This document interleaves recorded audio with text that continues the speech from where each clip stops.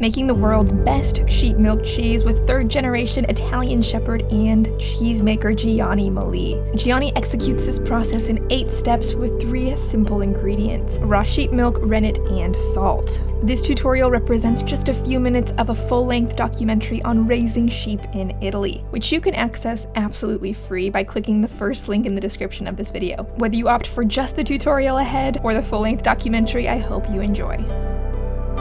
The official name of the cheese being made today is Pecorino cheese, and the cheesemaking process involves 8 simple steps: filtration of the milk, heating of the milk, addition of the rennet, breaking of the curds, heating of the curds, separation of the curds from the whey, pressing the curds into a cheese form, and finally a brine bath. Now, cheesemaking itself dates back as far as recorded history, though the exact origins of the first cheese curds are unknown. One theory is that they were the result of an ancient farmer using the stomach of a young butchered animal to store his milk in. That milk forming curds as a result of making contact with the rennet in the stomach lining. Whatever the origin, in ancient, medieval, and now modern day, cheesemaking serves as a critical means of food preservation. Cheesemaking enables the long-term preservation of milk, similar to how canning enables the long-term preservation of meat and vegetables. Through cheesemaking, the beneficial bacteria in the milk collaborates with the addition of rennet to solidify fats and proteins within the milk. This process transforms liquid dairy into a shelf-stable product. In fact, once milk is turned into cheese, it can be stored in a cool environment for several months to several years. Now, the first step is filtering the milk. Now, Gianni typically milks his sheep in the morning and immediately begins the cheese-making process with that same day's milk. This freshness allowing Gianni to make cheese with no added ferment, only milk, salt, and rennet. However, today you will notice a 4th ingredient being used, and that is whey. Because Gianni's sheep are dry for the season, Gianni sourced today's milk from a neighbor. Being the milk was a day old and somewhat fattier than Gianni's own milk, it needed the additional ferments in the whey to help the coagulation process. Now, Gianni's cheese is a raw milk cheese, Gianni being very emphatic that the milk itself be preserved in its whole state. And during the cheese-making process, I asked him why. No, it's raw milk. Yeah. No, Gianni worked with raw milk. Raw milk reflects what the animal eats. When my sheep graze on the unique and diverse Sardinian landscape, the milk they produce contains good bacteria and flora that comes from each of the unique plants they eat. Some of the pasture contains as many as 70 different types of herbs and forages. This milk makes cheese with a robust flavor, a flavor that represents the unique region that my sheep graze. Pasteurizing the milk kills the uniqueness of the cheese. Gianni showed us what a difference the pasture makes in each and every batch of cheese. He let us sample cheeses that were made from milk, where the sheep had grazed directly after rainfall, cheeses from milk where the sheep had grazed on a very dry pasture, and so forth. And each of these cheeses reflected a different flavor, despite having been made the exact same way. The month goes, like in June, July is more bright. First day of July.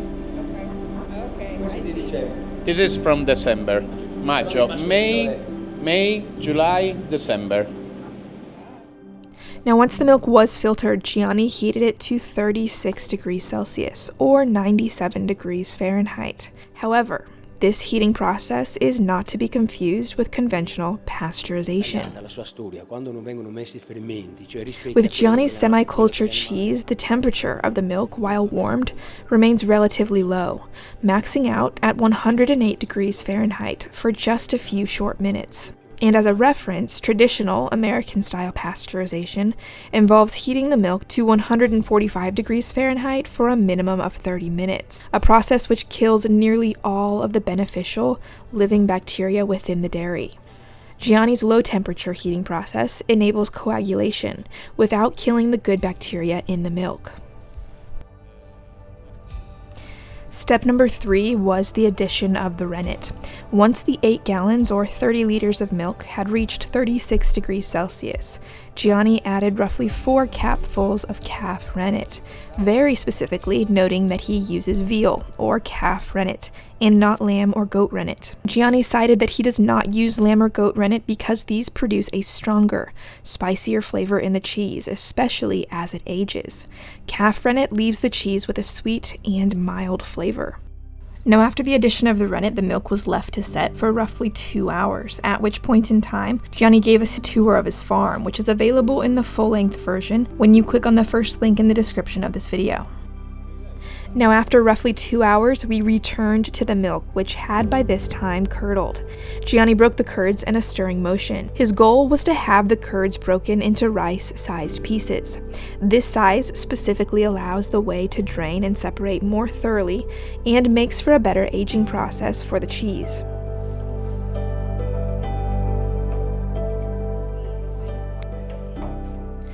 Gianni uses a family heirloom to make each and every batch of cheese, a 70-year-old wild olive branch handed down from his great-grandfather. He uses this wooden instrument to stir the milk and break the curds, the wood itself retaining 70 years worth of influential bacteria that itself contributes to and enhances Gianni's cheese uniquely. Faceva la tagliata, la rottura della cagliata.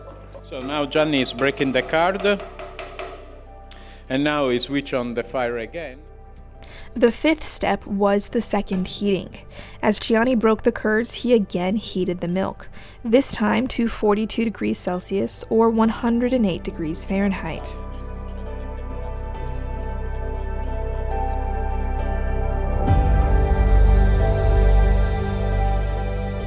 Step number 6 was separating the curds from the whey, and Gianni used his hands to separate the curds, compacting them at the bottom and preparing them for the cheese mold. You break the card, you deposit at the bottom of the pot. So now Gianni is helping with the hands to put all together to make a unique mass that then it will extract. Now, step number 7 was to press those curds into a cheese mold. The goal here being to expel the remaining whey and to apply the pressure necessary to bind the small curds together. This process can either be done by hand, as you see here, or by using a cheese press over the course of several hours. Extract all the whey. Slowly, slowly, slowly. Relax. Enjoy. This is my dream come true. E quindi la ricotta esce bene, si chiocca tutto, perché se no te li trovi duri. Poi nella ricotta ci sono i pezzi di formaggio. Oh no, Asieda. Che cosa? Tu di sì.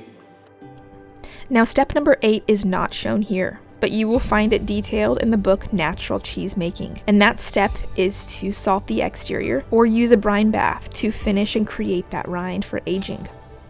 If you have questions beyond this demonstration, I highly recommend the book, The Art of Natural Cheesemaking, which is available at shepherdess.com, and orders at my shop allow me to continue making these videos for you. Once the Pecorino cheese has been finished, it ages anywhere from 6 months to 2 years, with the average aging time being roughly 10 months. The aging process takes place in a cheese cave. Whether that cave is a literal cave or simply a cooler, the temperature ought to be maintained between 40 and 50 degrees Fahrenheit. If you're looking into getting dairy sheep yourself, tap the video on screen for Raising Dairy Sheep 101.